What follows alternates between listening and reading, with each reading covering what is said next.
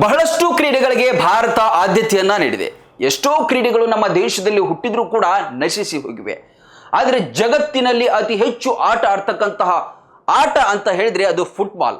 ಇವತ್ತಿನಿಂದ FIFA world cup 23ನೇ ಆವೃತ್ತಿ ಆರಂಭವಾಗೋದಕ್ಕೆ ಸಜ್ಜಾಗಿದೆ. ಇವತ್ತಿನಿಂದ ಆರಂಭ ಆಗ್ತಕ್ಕಂಥ ಫಿಫಾ ಫುಟ್ಬಾಲ್ ವಿಶ್ವಕಪ್ನಲ್ಲಿ ಬರೋಬ್ಬರಿ 48 ರಾಷ್ಟ್ರಗಳು ಭಾಗವಹಿಸ್ತವೆ.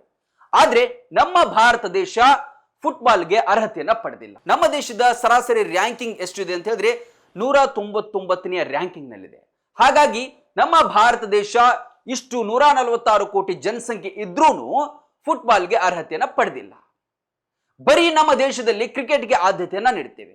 ಕೇಳಿದ ತಕ್ಷಣ ಧೋನಿ, ಸಚಿನ್ ತೆಂಡೂಲ್ಕರ್, ವಿರಾಟ್ ಕೊಹ್ಲಿ, ರೋಹಿತ್ ಶರ್ಮಾ ಅಂತ ಹೇಳಿ ಪಟಪಟ ಕ್ರಿಕೆಟ್ ಆಟಗಾರರ ಹೆಸರುಗಳನ್ನ ಹೇಳ್ತೇವೆ. ಆದ್ರೆ ಭಾರತದಲ್ಲಿರ್ತಕ್ಕಂತಹ ಭಾರತ ತಂಡದ ಫುಟ್ಬಾಲ್ ಆಟಗಾರರ ಒಬ್ಬರ ಹೆಸರು ಕೂಡ ನಮಗೆ ಗೊತ್ತಿರೋದಿಲ್ಲ. ನಮ್ಮ ದೇಶದ ಹಾಕಿ ಆಟಗಾರರ ಹೆಸರು ಕೂಡ ನಮಗೆ ಗೊತ್ತಿರೋದಿಲ್ಲ. ನಮ್ಮ ದೇಶದ ಹಾಕಿ ಆಟ ಅಂತ ಹೇಳಿದ್ರೆ ನಮ್ಮ ದೇಶದ ಆಟ ಅಂತ ಹೇಳಿದ್ರೆ ಅದು ಹಾಕಿ. ಆದ್ರೂ ಕೂಡ ನಮ್ಮ ದೇಶದ ಇವತ್ತಿನ ಯುವ ಜನತೆಗೆ ಆ ಆಟಗಾರರ ಹೆಸರು ಗೊತ್ತಿಲ್ಲ. ಅಷ್ಟೇ ಯಾಕೆ, ಫುಟ್ಬಾಲ್ ನಲ್ಲಿ ಎಷ್ಟು ಸದಸ್ಯರು ಇರ್ತಾರೆ ಟೀಮ್ ನಲ್ಲಿ ಅಂತ ಹೇಳಿ ಕೂಡ ಗೊತ್ತಿಲ್ಲ. ಹಾಗಾಗಿ ಫುಟ್ಬಾಲ್ ಆಟ ಇಡೀ ವಿಶ್ವದಲ್ಲಿ ಅನೇಕ ರಾಷ್ಟ್ರಗಳು ಅದನ್ನ ಆಡುತ್ತವೆ. ಬಹಳಷ್ಟು ವರ್ಷಗಳಿಂದ ಈ ಫುಟ್ಬಾಲ್ನ ವಿಶ್ವಕಪ್ ನಡೆದುಕೊಂಡು ಬಂದಿದೆ.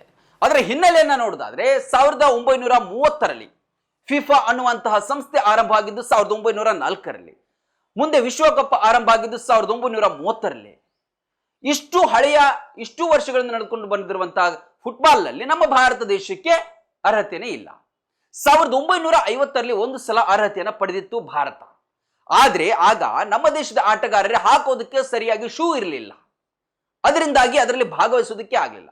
ಮುಂದೆ 1954ರಿಂದ 1986ರ ತನಕ ನಮ್ಮ ಭಾರತ ಅರ್ಹತೆಯನ್ನೇ ಪಡೀಲಿಲ್ಲ.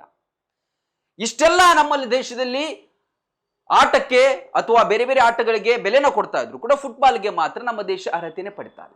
ಇದಕ್ಕೆಲ್ಲ ಕಾರಣಗಳು ಅಂತ ಹೇಳಿದ್ರೆ ನಮ್ಮ ದೇಶದಲ್ಲಿ ಆಗ್ತಾ ಇರ್ತಕ್ಕಂಥ ರಾಜಕೀಯ ವೈಪರೀತ್ಯಗಳು, ರಾಜಕೀಯ ಸಂಘರ್ಷಗಳಾಗಿರಬಹುದು, ಬೇರೆ ಬೇರೆ ಕಾರಣಗಳಾಗಿರ್ಬೋದು.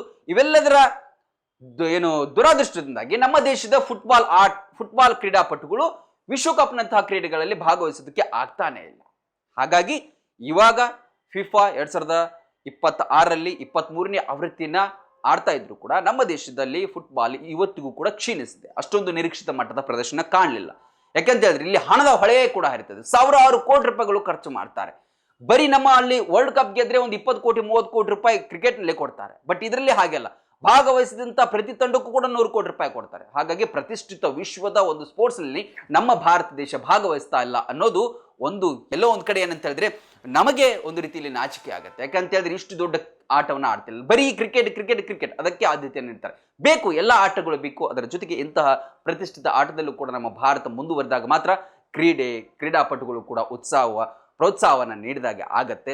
ಹಾಗಾಗಿ ಮುಂದಿನ ದಿನಮಾನಗಳಲ್ಲಾದರೂ ಫುಟ್ಬಾಲ್ ನಮ್ಮ ದೇಶ ಅರ್ಹತೆ ಪಡೆಯುತ್ತಾ ಇಲ್ವಾ ಅಂತ ನೋಡಬೇಕು. ಈ ಸಲ ಫುಟ್ಬಾಲ್ನ ವಿಶ್ವಕಪ್ನ ಆತಿಥ್ಯವನ್ನ ಅಮೆರಿಕ ಮತ್ತೆ ಮೆಕ್ಸಿಕೋ, ಕೆನಡಾ ಪಡೆದಿದೆ.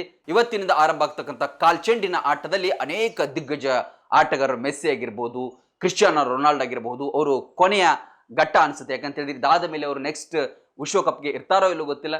ವಿಶ್ವದ ತುಂಬ ಇವತ್ತು ಕಾಲ್ಚೆಂಡಿನ ಆಟಕ್ಕೆ ಎಲ್ಲರೂ ಕೂಡ ಕಾತರದಿಂದ ಕಾಯ್ತಾ ಇದ್ದಾರೆ. ಭಾರತ ಕೂಡ ಮುಂದಿನ ದಿನಮಾನಗಳಲ್ಲಿ ಭಾಗವಹಿಸಲಿ ಅನ್ನೋದು ಎಲ್ಲರ ಆಶಯ.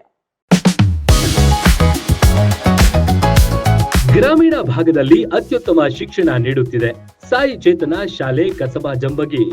ನರ್ಸರಿಯಿಂದ 5ನೇ ತರಗತಿ ತನಕ ಇರುವ ನಮ್ಮ ಶಾಲೆಯಲ್ಲಿ ನುರಿತ ಬೋಧಕರು, ಸ್ಮಾರ್ಟ್ ಕ್ಲಾಸ್, ವಿಶಾಲವಾದ ಆಟದ ಮೈದಾನ, ಪೂರ್ವ ಪ್ರಾಥಮಿಕ ಮತ್ತು ಪ್ರಾಥಮಿಕ ತರಗತಿ ಮಕ್ಕಳಿಗೆ ಪ್ರತ್ಯೇಕ ಕೊಠಡಿ, ಶಾಲಾ ವಾಹನ, ಮಕ್ಕಳ ಸುರಕ್ಷತೆಗೆ ಹೆಚ್ಚಿನ ಒತ್ತು ಕೊಡುತ್ತೇವೆ.